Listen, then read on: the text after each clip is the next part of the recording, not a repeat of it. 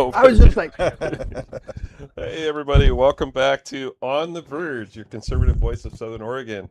And thank you all for joining us. We have an amazing following now, and we love being able to bring basically the Oregon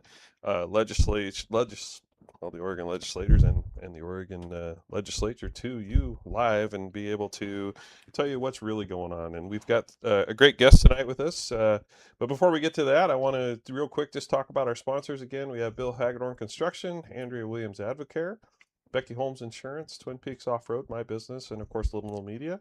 And like I always start all my shows, if you don't like what we have to say, please turn us off. Don't watch us, and come down here and see Justin at Little Mill Media, and he will put together your own podcast for you. And I think there are some other podcasts floating around out there that are much more, I won't say centered. They're probably more geared toward the non-conservative side. And if you don't like us, maybe you want to go look at that. But if you do like us, thanks for joining. And I'm introduce my guest tonight.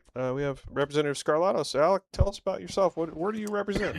I represent House District 4, which, as some people know, is Canyonville, Rogue River, Gold Hill, Central Point, kind of the area in between Roseburg, Grants Pass, and Medford.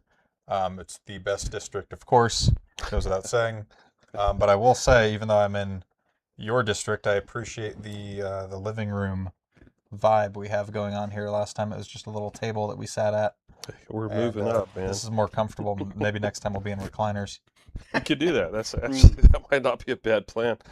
We also have our co-host Trent. all right, everybody. Hey, Trent Drake here, the chair of the Douglas County Republican Central Committee and Virgil's campaign manager. Welcome both of you to the show, and it's nice to be back. If you have a chance, like and follow us on. We're on YouTube Live here, and we're also, of course, on Facebook and several other wherever you listen to your podcasts, Amazon Music, Apple Music, Spotify. We're on all of those, so please like and follow us. The more of a following we get, the more information we can bring to you, and we're just happy to do it. We have a few things to talk about tonight. It is campaign season, so we're going to be talking about that. Alek, of course, is our deputy leader for the minority party in the Oregon legislature, so he's actually somewhat in charge of campaigns, and we're going to get to that here. Also, I wanted to just give everybody a real quick update on the referendum for the gas tax. Of course, we had the signatures, and everybody's been talking about it, so it's a little bit old news. But we are right now waiting to see what the governor's going to do, and the majority party. They have some options. The options at this point is they can modify or amend the bill, which is, I don't know if that's going to happen or not. They can also, governor can call for a special election to actually get it done so that it doesn't end up being around their necks when it comes time to run for their seats. And we all need to remember that every Democrat in the House and the Senate all voted yes. And I can tell you that the governor was absolutely shocked before day 10 when she found out, and she didn't even know, but our minority party leader let her know that we had the signatures, and the governor had no idea, and neither did Speaker of the House. A lot of respect to the people that gathered signatures and Ed Deal and Yeah. all the captains and everyone that organized that. I mean, fantastic job. Yeah, it was an amazing feat, first time ever done in Oregon, really, and I think that it built a kind of an outline for future challenges, as well as being able to get everybody together and come after certain issues in the House and in the Senate. And I think we ought to really look at doing some of that stuff for some of the gun bills that I know they're already talking about. And I realize that, you can't do a referendum on every single bill, but you certainly can put your people together and put the power to the ground and basically make it a grassroots movement.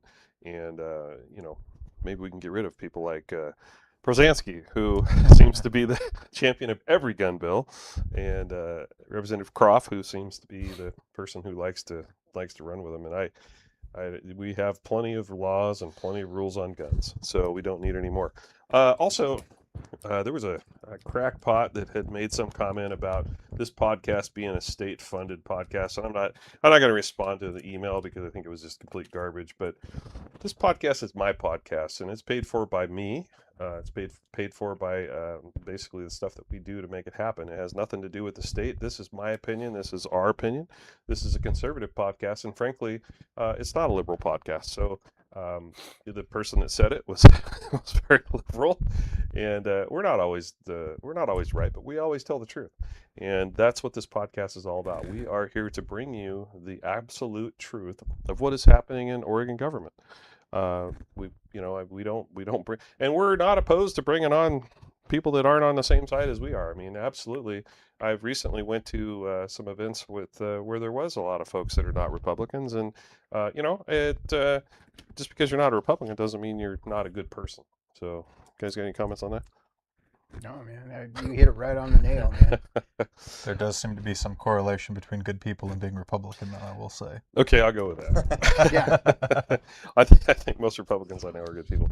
So recently, I also went to attended a kind of a public forum that the Democrats held on commissioners, the people that are running for commissioner, and interesting forum. And one thing I learned from the forum is of course, there's a lot of passion, right? And they're all Democrats, and they're all hoping to seek a commissioner position. But what I did notice, and I asked a few questions while I was there when they let me speak. They didn't really want to let me speak the whole very much because it turns out I actually knew some stuff in the crowd. But what I really found out was a lot of people just don't fundamentally understand what a commissioner does. Right.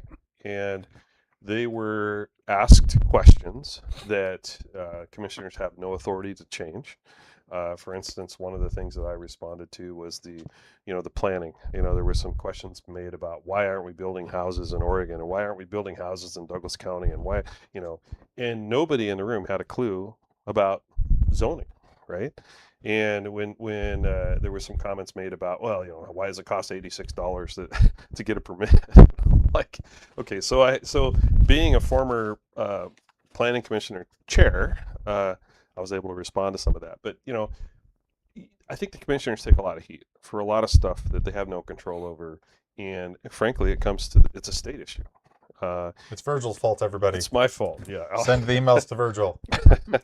Well, and to that point, I passed a bill last session that changed it modified the urban growth boundary, did some swapping, and yeah, I got a lot of heat for it.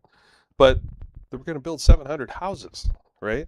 So the same people, that wasn't commissioners that were able to do that. They couldn't do that. That was a state law, urban, not urban growth boundary just alone, but wetlands mitigation. Right. And, I made it the point to say that I think Roseburg should build a lot of houses, but we have restrictions on height. We have restrictions on density. The density restriction is probably the biggest problem.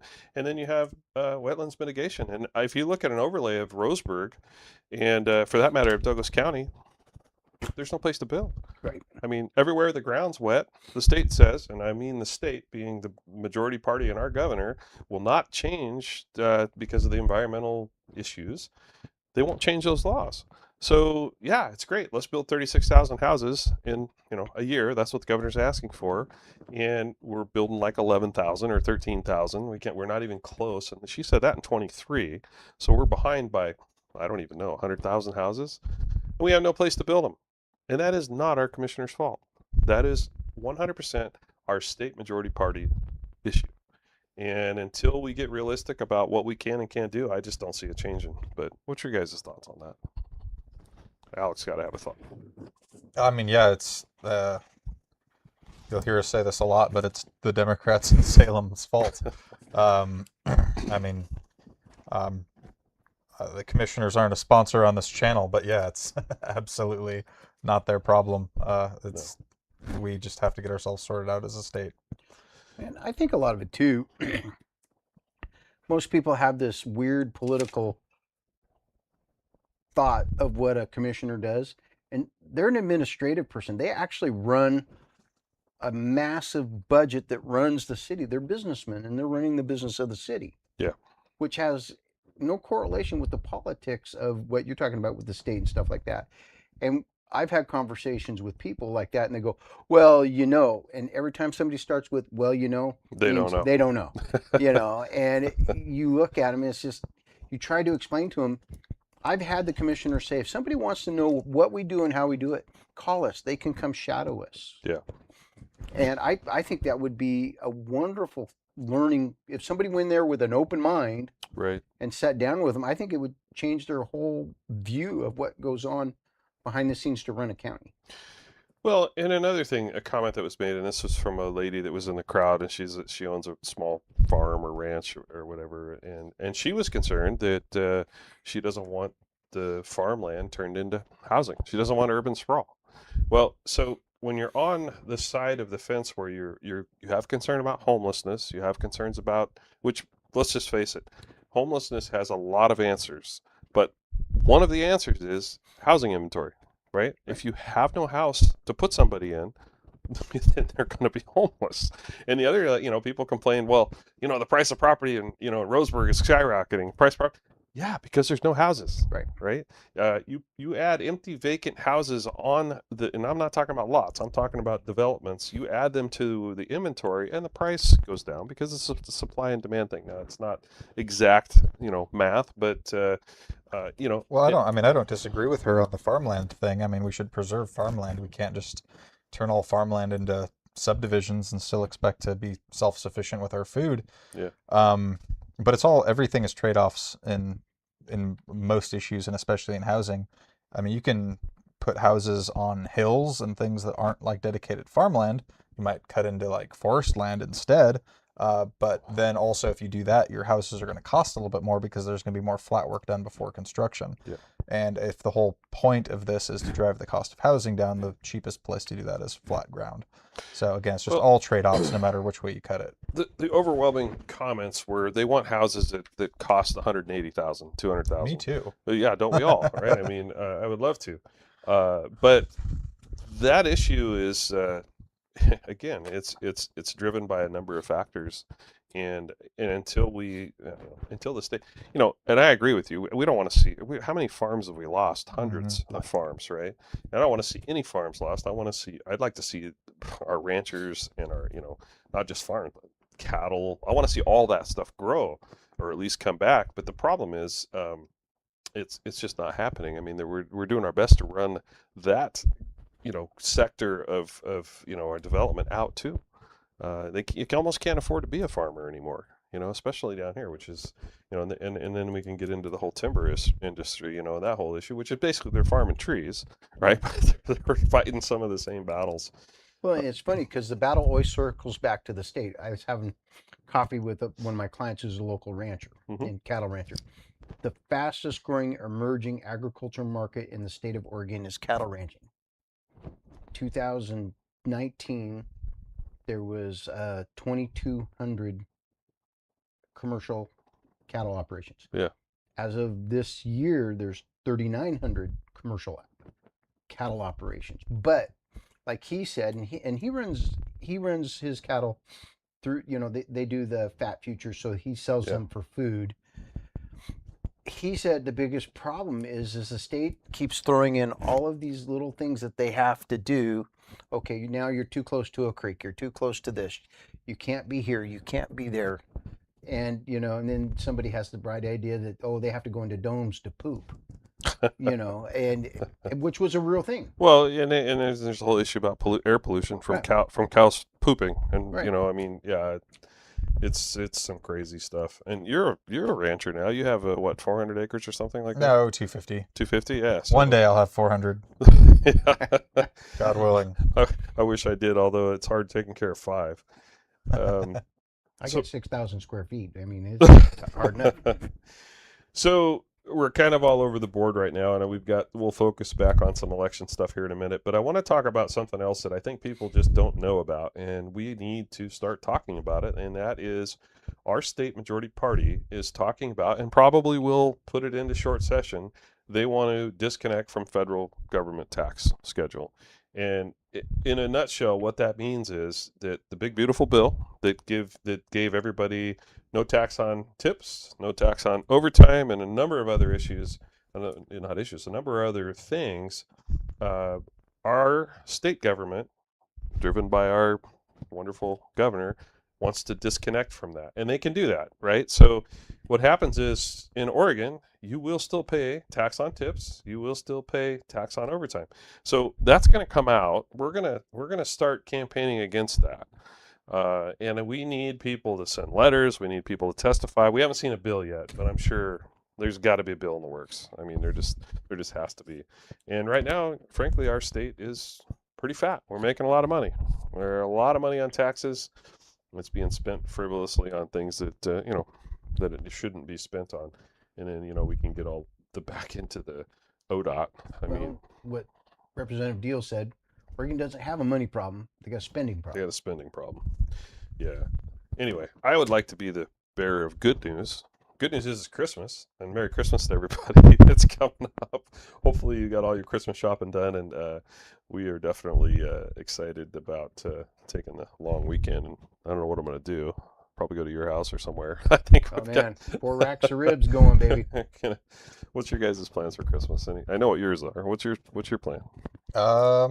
Pretty low key. I think we're just gonna go spend some time with the wife's family and probably just have a nice slow Christmas at home. I've just been doing a lot of stuff lately, building a barn on my ranch and such. So Oh yeah. just I'm not looking to go visit family in out of state or anything like that this year. So we're just gonna keep it low key, and I hope everyone watching has a good Christmas. Merry Christmas. Okay, so we are getting really close to our commercial break time, and I think I might take that early. And then we will get into the meat of our meat and potatoes of our meeting here tonight, which is going to be campaigns. And again, Representative Skarlatos is our deputy leader in the House legislature, and he will be. I'm sure he'll be a wealth of information on what's been happening. So let's go ahead and we'll cut to our commercial. If you guys will stay with us, this will only be about 30 seconds, and we'll be right back. Is your 4x4 ready for the trail? Twin Peaks Off-Road is your first stop for maintenance, repairs, and custom upgrades. From differential services to winch installs, we do it all. Fast, reliable, and built for adventure. Don't wait for breakdowns in the backcountry. Call Twin Peaks Off-Road today at 541-900-0015 or visit twinpeaksoffroad.net. Keep your 4x4 off the roads and in the adventure. You want to comment on it? Yeah, sure. Hey, thanks for staying with us, and welcome back to On the Verge, your conservative voice of Southern Oregon. And we're excited to be here tonight, bringing you the truth in politics and the truth in what's happening. You don't have to believe me if you don't want, but I don't tell lies. So this is really what's happening in Oregon legislature and in the Oregon government. Before we get back into our topics for tonight, we do have a few sponsors that we want to recognize, and they have some commercials. And since we have 3 of us here tonight, we're all 3 going to read a commercial. And I'm going to start out.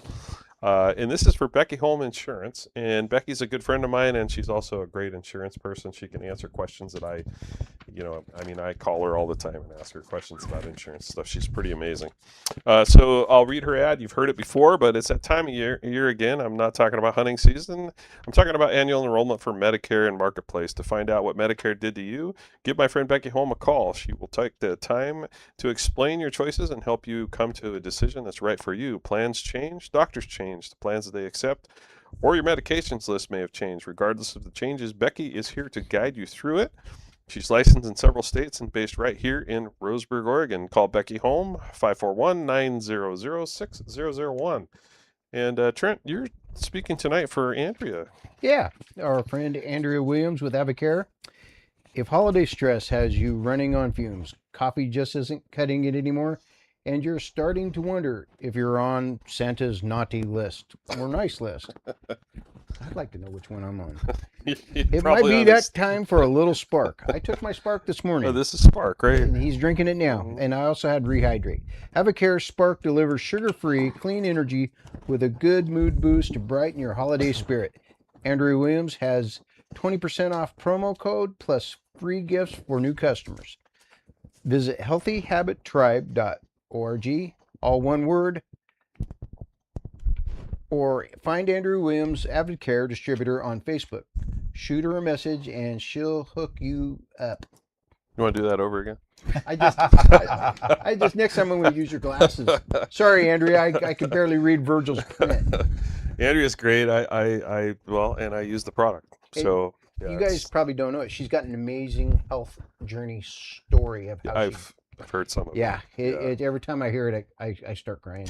Well, and frankly, I've been trying to be a little more health conscious myself, especially since I'm out of session and I don't have to deal with stuff every day that just makes my hair fall out. So I've been trying to like go to the gym every morning and not eat so much sugar. So, Alec, you've got one too. Yeah, I'm going to show you guys how to read an ad here.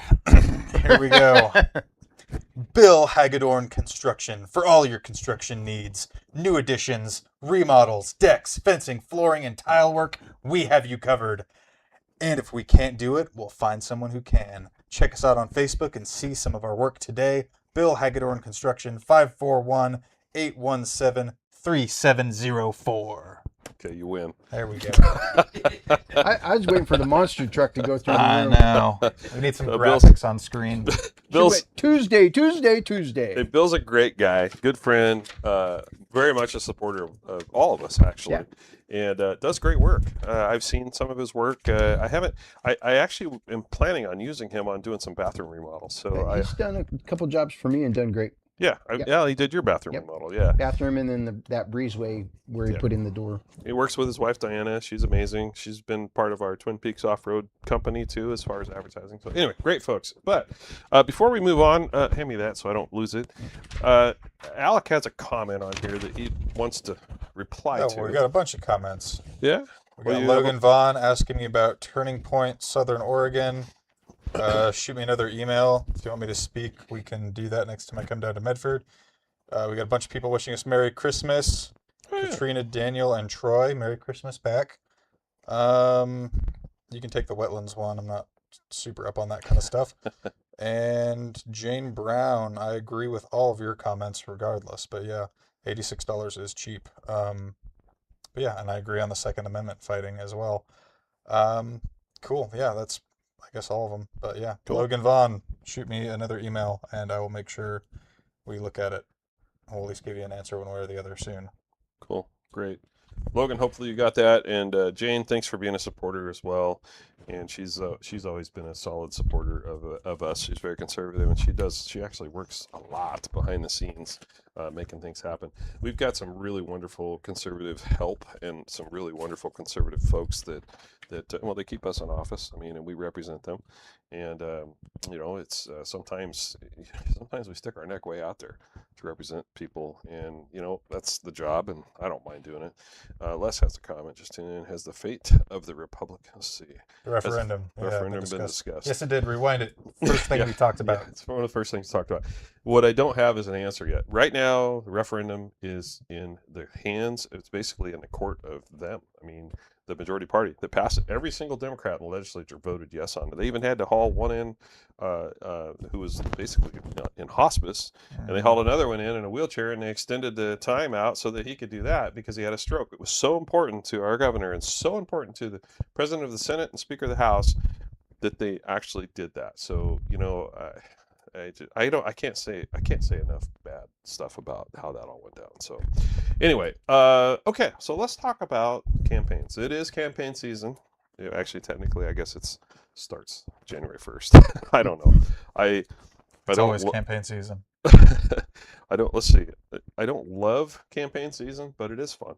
And of course, we're out in front of people all the time. I mean, I have a campaign kickoff coming up, and if you haven't heard, it's January 17th, and it is open to the public. You just need to RSVP, and you can find that on any of my social media feeds on how to get that information. But so Alec, tell everybody what it is you're kind of responsible for as being the deputy leader. So obviously, the responsibility of almost everything falls to the leader, but as deputy, my focus specifically is going to be on helping her with the campaigns. I have experience running for Congress twice, raising money, things of that nature, deciding how to spend the money. And so one of the focuses that we're going to have this election season is just trying to get it at the superminority. We need to pick up at least a couple seats. We're facing a lot of headwinds this year because it's the first midterm after a Republican president, which typically goes to the opposite party, which is not us. So we are kind of very hopeful that the referendum vote gets on the ballot in November, because that should help us out and balance things out quite a bit. Either way, we need to pick up probably at least 2 seats. Flipping Javity's seat's going to be priority number 1. Yep. And then beyond that, there's probably another 3 seats that are really low-hanging fruit that are very attainable for us. And then we've got about 4 or 5 kind of sleeper races that are just kind of tough on the voter registration, but we have really compelling candidates, or, the Democrats not running for re-election, things of that nature. So we got a lot of opportunity. And fortunately, if you look at the numbers, even though a lot of these districts are, Democrat +8, Democrat +9, Democrat +4, we on average outperform the voter registration by like 6.5%. And that's just because people are so upset with the Democrat Party that the Democrats have to draw themselves districts that are 10 points plus voter registration advantage just to stay elected. That's how unpopular they are. Well, I heard something this weekend that I hadn't really given a lot of thought to, and it really kind of scared me a little bit. And I went to, this last weekend, I went to the Washington County Christmas Gala, Washington County Central Committee. Amazing party, by the way. There were a few folks there.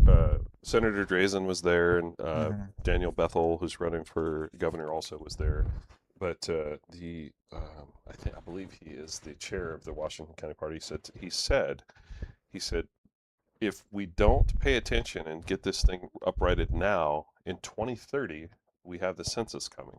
Yep. He says, after 2030, the Republican Party in Oregon may be just completely gone because they're going to redistrict.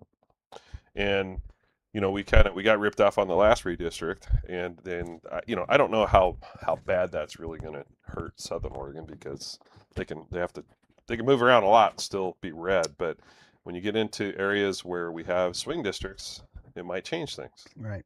Yeah, I mean, redistricting is literally control of the state for the next decade. So to me, that's almost more important of a fight than even the next governor's election. And on that note, the next Secretary of State election is going to be very important as well, because the Secretary of State is the one that can veto the map. So we need a good Secretary of State, or we need to take a majority back in the House or the Senate to have any say over redistricting. So I'm really hopeful that we can get a good Secretary of State candidate next cycle. But in the meantime, we just need to start picking up seats as a backup plan. I mean, redistricting is such an important thing. We can't drop the ball on that again. Yeah, and in 22, right? That's when they redistrict last time, I think it was. And again, then Speaker of the House Kotek, who now is governor, promised to let Republicans have a say-so in the redistricting. And then she did that right up until the point where they agreed on the maps, and she kicked Representative Drazen out of the room and went ahead and did everything without her. And, I was fortunate enough my district was included, so I was able to not have to move or live somewhere else. But it's a big deal, and I think that we just saw that happen in Texas, and where they redistrict, and of course that was in our favor. They redistrict to give the benefit to the Republican Party, and then I believe Governor Newsom in California went the other way. So I mean, it's perfectly legal to do that stuff, but it's also really giving the middle finger to the population. Especially in a state like California that's like, about 40% Republican, and I think they're going to have like 5 Republican congressmen out of something like 40 something. Right. I mean, it's just absolutely disproportional, not to mention what we have in this state, where we're about 45% almost Republican, and we have 1 Republican congressman. We have a super minority in the state house and the state senate. I mean, it's absolutely ridiculous. And the interesting thing about national redistricting is, after California did what they did, the Democrat states are already gerrymandered worse than the Republican states. So if all the Republican states retaliate, like the South specifically is what I'm talking about, every southern state has about 1 Democrat extra that they could cut out. So that'd be probably between 7 and 9 more Republican congressmen if we all decided to gerrymander as bad as California did. So interesting. If we wanted to retaliate, we could and win. Well, and another interesting point is the population of Oregon is actually going down. And my understanding is there's potential we might lose, which wouldn't be a great loss, Bynum's district in Congress. Yes, we're on track to lose a congressional district. But typically what they do is, even though it'd be Bynum's district, they'd probably combine several of the districts together. So Bynum might have a primary against one of the other Democrat Yeah. incumbents, or one of the Democrats will quit and go run for Senate or governor or something else, and then they'd all be happy. Yeah, I think it's essential, and that's part of the, I guess, the goal, the mission of this podcast is to explain how government works. I mean, I don't think most people know there's 60 of us. There's 60 representatives in the state, and I know a lot of folks don't understand how we're district, right? And we each get about what 77,000 people, I think, or something along those Yeah, lines. it's about that. Yeah, and then I believe the senators all have 2 districts, so they would have 140,000 or 150,000 people that they represent. But when those districts start moving around and they draw the lines, and literally they can draw the line right up a highway, and they, especially like if you have an area in your district that is right now super conservative, and they know if they pick up, like, say, pick a city, Eugene, into your district. Yeah, or they could put Bend in with the Portland metro area and Yeah. keep the 5th congressional district blue. I mean, some of the districts are just terribly gerrymandered, and again, it's not fair at all. And when we don't get to draw the maps, I mean, we can run as good of elections as we want, the best candidates, we can raise money, we can do all the things, we can do voter turnout, but if they get to draw the districts at the end of the day, we're fighting a very, very steep uphill battle. Yeah. To that point, let's talk about candidates. And first one, I just spoke to her tonight, and I kind of want to bring her up again, and that's Ciara Thompson in Portland. She was at the Washington County Christmas Gala, and she's been on our show, and she is just absolutely tearing it up in Portland. Now, she is a former Democrat Vice chair. vice chair. And she decided that when the Democrats decided they were going to start mutilating children, she had enough, and she was going to switch parties, and she did. And she's running, and she's up against Representative Isidore. Representative Isidore is a great person, right? She's a Democrat. I like her. I sit next to her on committee, but she's far, far, far from my political, beliefs. And I think Ciara is a good, middle of the road Republican, but downtown Portland. So, and I don't know if I have her on here as far as the numbers, but I believe she's in a plus 24 Democrat district or something like that. Yeah, it was 24 or 22 or something like that. Yeah. I don't think they listed her on here, but yeah. So we wish her luck. She was on a podcast today and was speaking about our podcast, so that was pretty cool. Nice. But have you met her? No, actually, that's one of the ones I haven't met. Okay. But yeah, we've got a lot of good candidates Yeah. in a lot of good races, and that one's going to be a tough one for us, I'll admit, but Yeah. the right candidate can make up a lot of ground, especially in a local election. Yeah. Tracy Vandal said she's a little fireball. She is really awesome. I like her. I think she's she's also about 5'2", or she's short, so I have to bend over when I hug her. But so we have some defense seats that are top defense seats, and one of them is Kevin Mannix. And Kevin actually is in Salem, and his seat is he's in a negative 3.4. 3.4% deficit to Democrats, but he also has won that's a swing seat for us. He's won that the last couple elections. And what's your thoughts on that? It's one that we always kind of have to watch out for. It could go the other way at the drop of a hat, and again, this will be a tough election for us. But that being said, he's been there so long. He's got a lot of built-up name ID over the years, and that helps a lot in these kinds of smaller elections. And I think that Mannix should be fine, but it's definitely one that we have to keep an eye on. I don't want to lose another incumbent like we did Tracy Kramer last cycle, just by thinking it was going to be fine. Yeah, I think Kevin, he's an attorney. He's got some good ideas. And the reason I want to talk about campaigns tonight, and we'll just go through all of them, but the reason I want to talk about it is because when you're giving money and you're supporting campaigns, myself, Alek, whoever, especially in a conservative district, if we don't have to spend that money, we'll put that money into campaigns of other Republicans in the state because we want Republicans to win seats.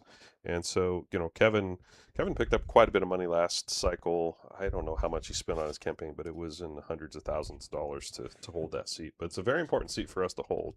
Also, Boomer Wright, he's talking about retiring. So he's in a plus 3.75% Republican district.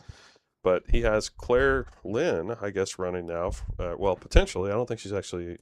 No, she hasn't signed yet. But also Troy Cribbins. Troy is a chair of the Bay Area Hospital in Coos Bay, and he's also a Coos Bay City Councilor. And Claire, of course, is a long time. She's been a supporter of Boomers. Plus, she works in the legislature too. What's your thoughts on that? That one's going to be interesting. Cribbins has, I guess you'd call it, more real world experience. Claire Lynn has more political experience. And that being said, I think Cribbins' wife is, Melissa? was she the Democrat mayor of Coos Bay? Is that what she is, or city councilor? I can't remember what she was. Yeah, I don't know.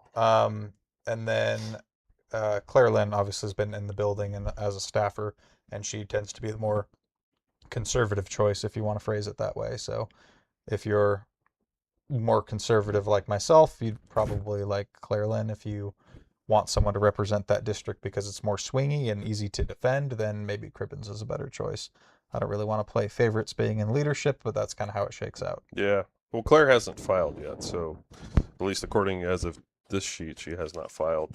I did pick up the sheets today because I kind of wanted to throw it all out there. So also Jamie Cate's seat. So Jamie's moving into the Senate, I guess, and so we have Angelita Sanchez is filed on a conservative side to run, and then there's a question here, Ken Jacola, which is the mayor of Lebanon, possibly filing in January. I don't really know him. I know Angelina. She's a truck driver, timber unity person, Sweet Home City Councilor. Seems legit. I just don't know her that much. Yeah, I've heard good and bad things about both candidates, so I that's not one I've really paid too much attention to. It's a safe Republican seat. In cases like that where it's a good safe Republican seat, I think letting the primary battle itself out, the cream will rise to the top, and hopefully the local party will get involved and get the best candidate for that district. Just make a real quick comment. Logan, I hear your question. The question is not toward me. The question is toward Alek, and he will. Oh, yep, he's commenting some more. He will respond. I can't force Alek to respond. He's a pretty big guy. I don't know. I don't really want to have a fist fight with him to respond. But right now we're talking about other things, and this is my podcast. So if you don't want to hear it, he's calling me a sellout. Well, Logan Vaughn's the same one that thought I staged my deer shooting that I killed this fall. So well. I don't think he's my biggest fan, so I'll just answer it. I probably will not be going to Turning Point, Southern Oregon if you're the one running it. If someone else is running it, send me an email. And I don't have any. Oh, now we got the rhino word coming out. Okay, so I just don't have any control over Alek. Alek does what Alek does. Okay, so that's right now. Loose cannon, everybody. Well, right now we're talking about things other than that. So I appreciate you, Logan. I understand your question, and you and Alek can work that out after the podcast. But anyway, all right, moving on. So one of my favorites is Jeff Helfrich. He's running for Senate. He's in a negative 5.2 deficit in Democrats, but we have Robert Fleming, who's filed, and I don't know him. I don't know that I've even met him yet. I don't have him either. It's I hope he's a good candidate. I don't know a whole lot about him, but that's going to be one where we really need a good candidate. We really need someone that appeals to the moderates, because that is Helfrich as an incumbent had a tough time holding that district, and with him leaving for the Senate, that's going to be a really, really tough one for us. And that if we lose that seat, that'll be a negative for us. Heidi Parr is another one that's talking about running. She's retired Vancouver fire captain. I've heard good things about her as well. I think that's in a primary. I think she would be the favorite. That's at least from what I've heard. I don't have any personal information on that either way, but it's going to be, again, we need to do some more homework on that one because we need the best candidate out of that primary. I hope, again, all the people up there get involved because we need a really, really strong candidate that can fundraise and appeal to both sides in that one. So this one's a really important one. This is a pickup seat, I think, for us, and that's John Lively, and he's kind of in the Eugene area, but he's retiring. John was a pretty moderate Democrat and actually a really pretty good guy. I really like John. But he is, we have a Republican challenger. It's Adam Wilson, and I've met this guy. He seems pretty darn solid. He's a financial advisor, and he's kind of looking for Lively to possibly endorse him. Yeah, that's one of those sleeper races on voter registration. It doesn't look that good for us, but I would say that, David Lovell has held that county commission seat in Lane County, Hmm. and that has almost identical voter registration. I think he only ended up winning that by like 130 votes. So it's going to be a close one for us either way. But I think Springfield itself is very swingy, and it's leaning more Republican lately. And on top of that, I ran 2 congressional campaigns, and Springfield was always the area that we targeted. Hmm. And so it is very doable. You just need the right candidate who can work and knock on doors. Springfield is just one giant suburb. You can knock almost every door in Springfield if you start early enough. So if he's willing to work, and if, maybe Lively would support him, that would be huge, of course. So that's, Could be yeah. huge. That could be a huge pickup for us.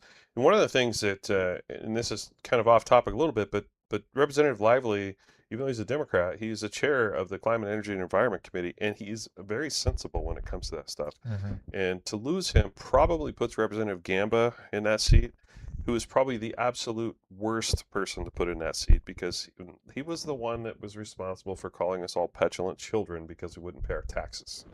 So that tells you his personality. He ran some legislation this last year that he and I went to blows over, and I just absolutely, um, I mean, yeah. I hope that doesn't happen. I mean, well, of course, Representative Lively is going to leave. Hopefully, we can pick up. It would be really amazing if we actually held some chair seats, but vice chair right now is about all we're going to get being in the minority party. Let's see. Let's talk about Leslie Munoz, and she was the one that beat Tracy Kramer by just a hair in the Yeah. last cycle. Um, she has notably said she is part of the Democratic Socialists. Socialist. Yeah. Yes. SD.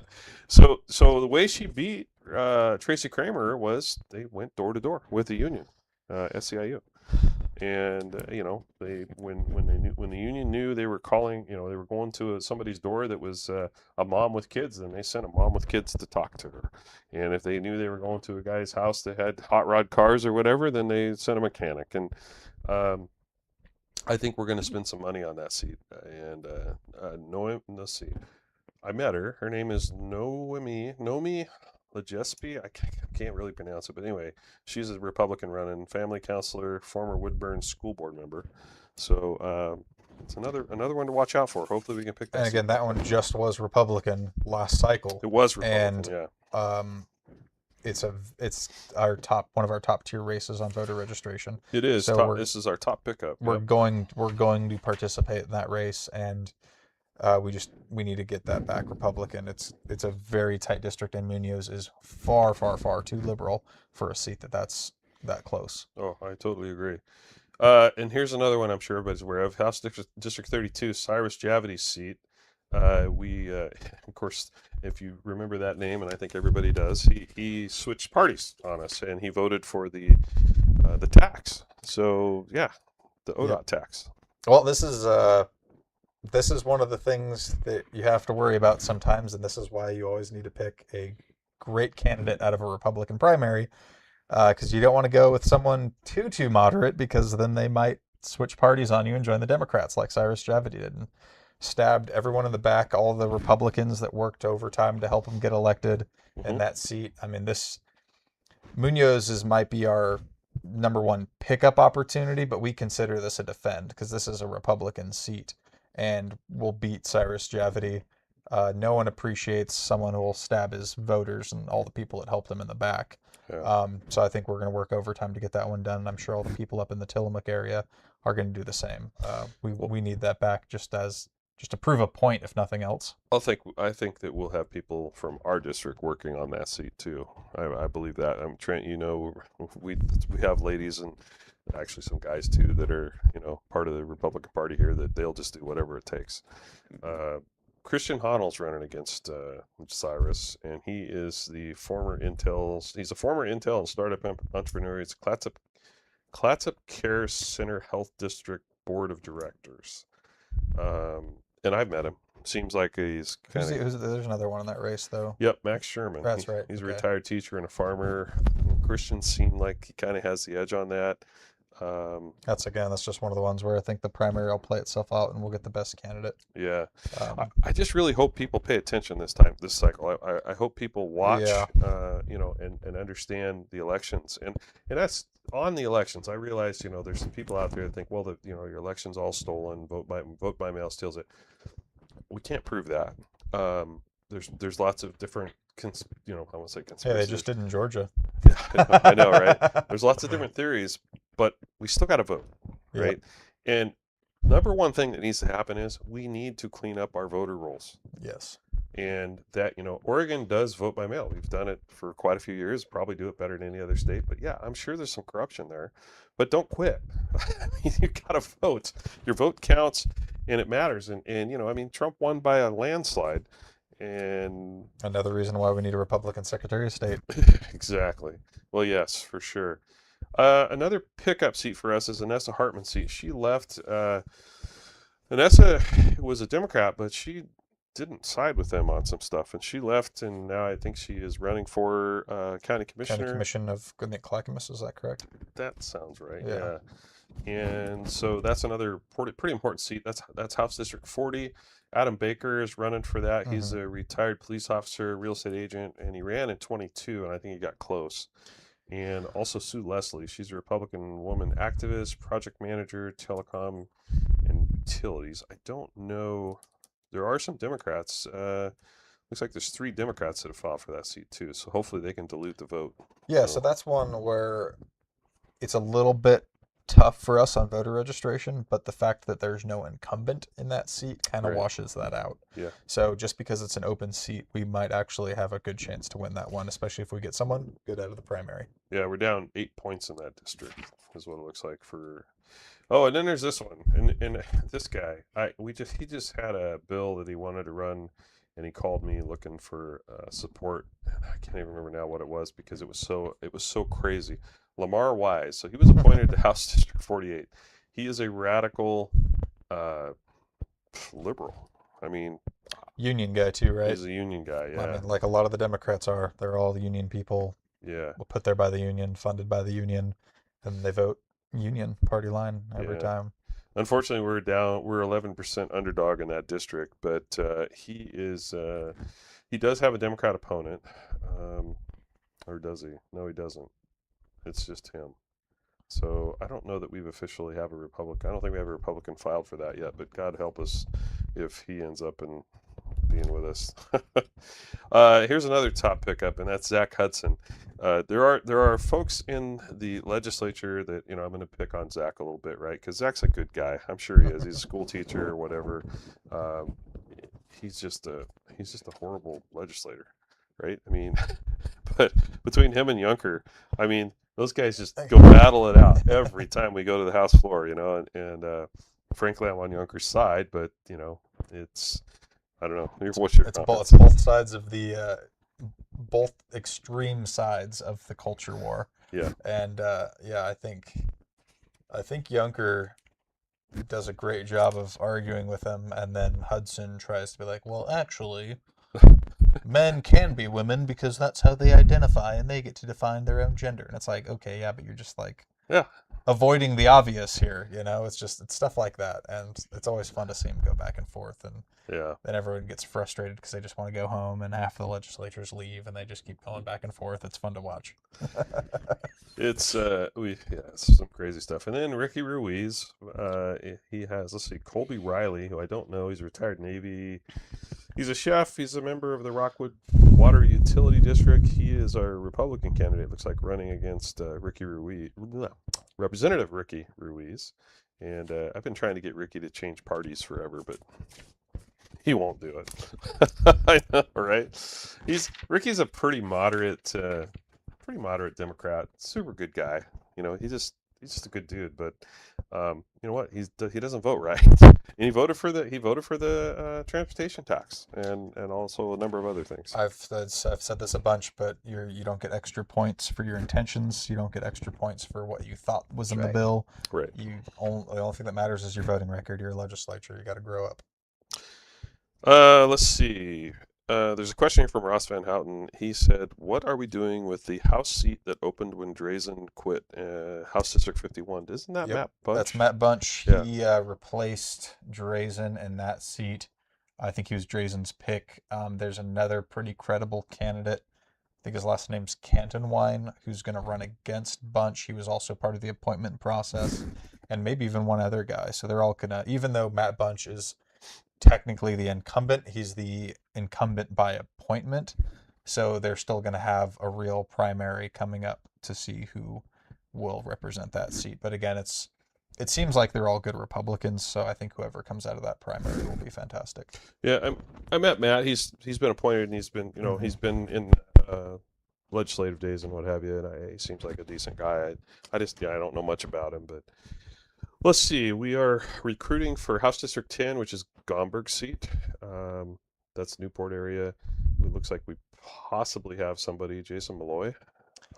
Yeah, if that's who I think he is, he'll be a really credible candidate, but I also don't know if he's actually going to do it yet, so we should probably just gloss over that one until it's Yeah. for sure. Also, House District 19, which is Anderson's district. Mhm. Anna Munson, possibly, although I don't think she's filed yet. God, I would love to see Anderson replaced. I mean, I love him. He's a good guy, but it's time for him to go off into the sunset and be an attorney and do other things. Also, Ricky Smith, Stephanie Karkin. I don't know her. Do you know her? I don't know her, but I know that district, and again, Reiki Smith is super, super liberal. That district is not very swingy, but with Reiki Smith running the show there, I think it could be in play for us. I believe she's also, didn't she say she was part of Democrat Socialists? Yeah, I think she's probably one of them. She's that same ilk, if you will, Yeah. but it's maybe not this year, but probably the next good year for a Republican. We might be able to knock that one off. Yeah.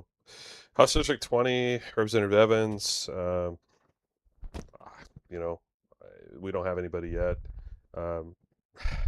I've seen good and bad with Representative Evans.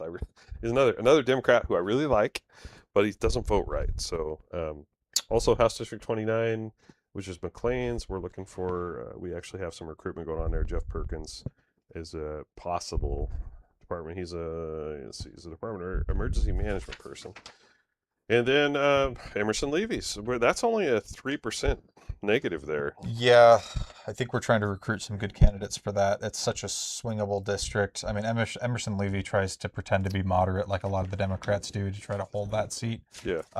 It's just tough getting good, solid Republicans and conservatives to run in a seat that's that swingy. I mean, it's tough because if you're a staunch conservative like we are and like a good part of our caucuses, it's tough to go run for a seat where you have to kind of cater to a lot of people in the middle if that's not who you are. And unfortunately, that's kind of the person that we need for that district. So it's gonna be a tough one just even recruiting for that seat. And again, I'm sure we'll find someone good, but Yeah. that seat should absolutely be in play. So we need to get someone for that.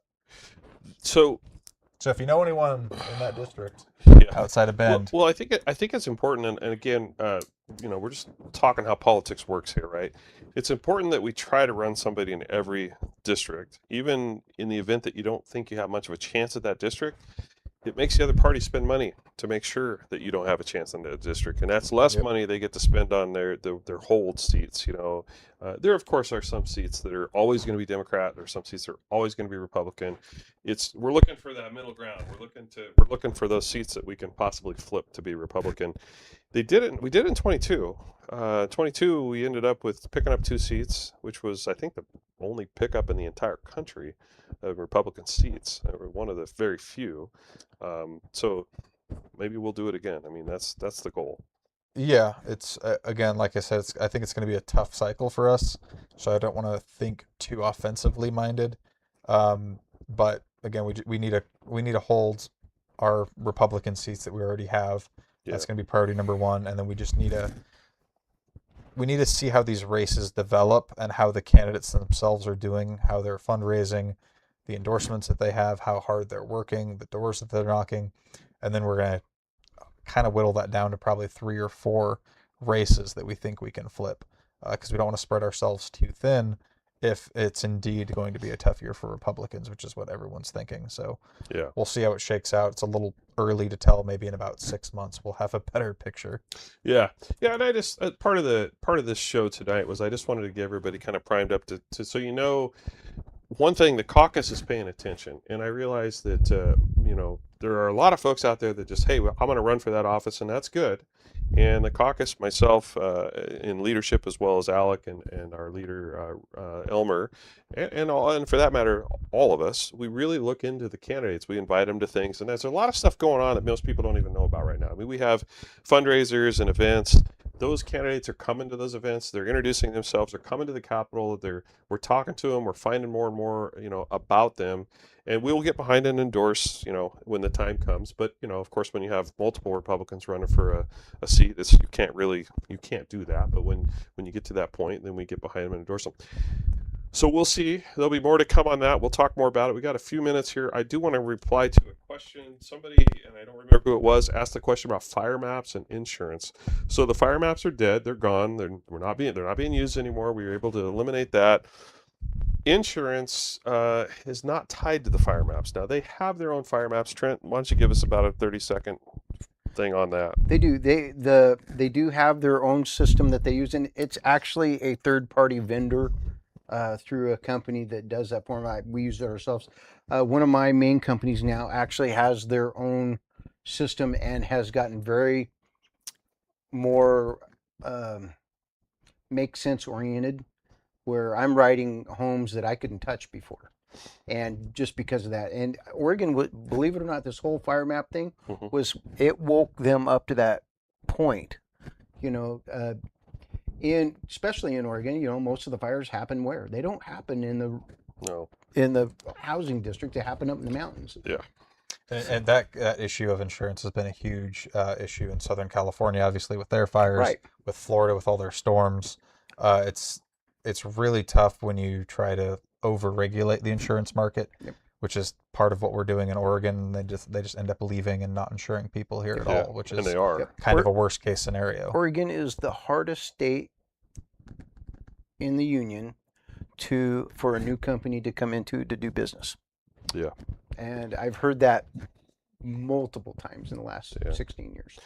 So I don't want to get too far down the rabbit hole. This podcast is technically rebroadcast, although I don't think they've done it yet on the radio. So we kind of have an hour window, which is kind of good, that we try to hit, unless it's something we just have to run over. So with that, Alec, do you have anything you want to close with? And I'm sorry if I... Oh, yeah, I'll be quick. Just on elections, I think it's very important that people stay involved. Douglas County, this area in particular, is very safe Republican. If you want to help out any candidates, you can obviously donate to myself and Virgil. We'll forward that money onto the competitive races. But if you want to just go straight to the source, we can put you in touch. Trent can put you in touch with all the competitive races going on in this entire part of Oregon, so we can forward that help to where it needs. We should be exporting resources in Douglas County to those competitive seats. So please stay involved, and thank you all so much for watching. Yeah, absolutely. Trent, you got any closing thoughts? Yeah, last thing, I just want to tail off on what you guys are doing. This Douglas County Republican Central Committee, all we're focused on is two things: new voter registration, raising funds to help you guys. That's our total focus. Everything else, the importance of turning those seats red, folks, especially in the next census, is going to make the difference whether Oregon's a livable state or not. Yeah, absolutely. It's coming right down to that. Yeah. You're not wrong. Well, thank you guys for joining me tonight. Thanks everybody for following us. Be sure to like and follow us on Facebook. Well, I guess you like us on Facebook. Follow us on Facebook. Like us on YouTube. Follow us in all of your, however you watch or listen to your podcast. We're probably on it. So just look up for On the Verge, and you'll find us there. I want to wish everybody, and my guests included, Merry Christmas. I hope you have a wonderful holiday season, and I hope you and your family all do fun stuff together, family stuff, and eat too much. And I don't know that we're going to be back next week. We may end up waiting until after the first of the year. I kind of have a feeling we're going to. Getting ready to go into legislative days because we're preparing to go back into session. And we will keep broadcasting remotely through session, so everybody will know what's going on in Salem. We're going to keep everybody updated, and that's going to be really important. So with that said, thank you all for joining us tonight. Thank you guys for being on the show, and we'll catch you next time. Is your 4x4 ready for the trail? Twin Peaks Off-Road is your first stop for maintenance, repairs, and custom upgrades. From differential services to winch installs, we do it all. Fast, reliable, and built for adventure. Don't wait for breakdowns in the backcountry. Call Twin Peaks Off-Road today at 541-900-0015 or visit twinpeaksoffroad.net. Keep your 4x4 off the roads